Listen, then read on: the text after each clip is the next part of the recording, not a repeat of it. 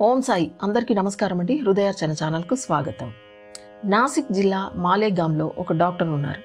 అతని మేనల్లుడు రాచపుండుకు గురై మిక్కిలి వ్యధను అనుభవిస్తున్నాడు. డాక్టర్ ఇతర డాక్టర్లతో సంప్రదించి రాచపుండుకు శస్త్రచికిత్స చేయించిన మేనల్లుడి బాధ తీరలేదు. వారి బంధుమిత్రులు కొందరు ఇలవేల్పు దేవతకు మొక్కి ముడుపులు కట్టమన్నారు. కొందరు షిరిడీ సాయి కృప కలిగితే చాలు రాచపుండు నయమవటం ఒక లెక్కలోనిది కాదు. బాబా చల్లని చూపులు రోగిపై ప్రసరించిన ఆయన అమృత హస్తం రోగి శరీరాన్ని తాకినా రోగం నిర్మూలన అవుతుంది. ఇవన్నీ ఎందుకు? బాబా ప్రసాదించిన ఊది పుండుపై చల్లితే చాలు అని బాబాపై పరిపూర్ణ విశ్వాసం కలవారు కొందరు దృఢంగా చెప్పారు. రోగి తల్లిదండ్రులు కుమారుణ్ణి వెంటబెట్టుకుని షిరిడీ వెళ్లారు. రోగి బాబా పాదాలను ఆశ్రయించి తన బాధను వివరించి తనను రక్షించమని ప్రార్థించాడు. బాబా శరణు కోరాడు. అతని తల్లిదండ్రులు తమ వంశాన్ని నిలపమని పరి విధాలుగా సాయిని ప్రార్థించారు. కరుణామయుడు బాబా వారిని ఓదార్చుతూ ఇలా పలికారు: ఈ మసీదులోకి అడుగుపెట్టిన వారికి అనారోగ్యాలు, ఆపదలు, దారిద్ర్యాలు, దుఃఖము ఉండవు. ఇది ముమ్మాటికి నిజం. మీరిక దిగులు చెందవలసిన పని ఏముంది? ఈ ఊదిని రాచపుండుపై మెత్తుతూ దేవుని సహాయం కోరండి. ఇది ఒక మసీదు మాత్రమే అని పొరబడకండి. ఇది ద్వారవతి.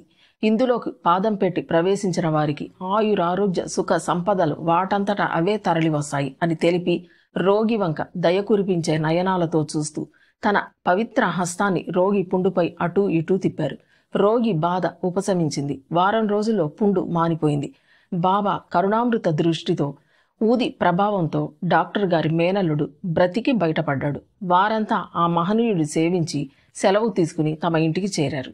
ఈ సంఘటన డాక్టర్ గారిని విస్మయపరిచింది. బాబాను దర్శించాలని తలంపుతో తహతహ పుట్టింది. బొంబాయి వెళ్ళినప్పుడు షిరిడీషుని చూడాలనుకున్నారు.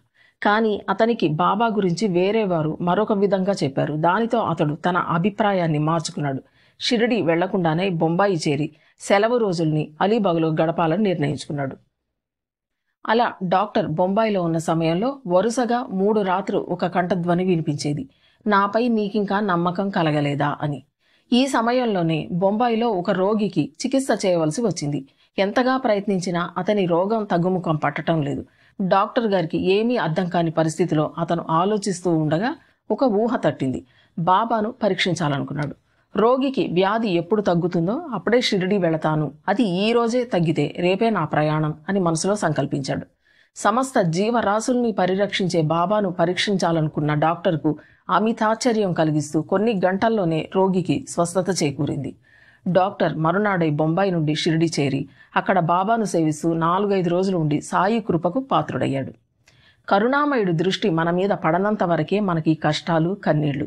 ఆ తండ్రి చల్లని చూపు మన మీద సోకినంతనే అన్ని బాధలు తీరి సంతోషాలు మనను వెతుకుతూ వస్తాయి. తల్లి, తండ్రి, గురువు తానై మనని చల్లగా కాపాడే సాయి దివ్య చరిత్రతో మరో వీడియోలో మరోసారి కలుద్దామండి. ఈ వీడియో మీకు నచ్చినట్లయితే లైక్ చేసి, కామెంట్ చేసి మా ఛానల్ని సబ్స్క్రైబ్ చేసుకోండి. ధన్యవాదాలు.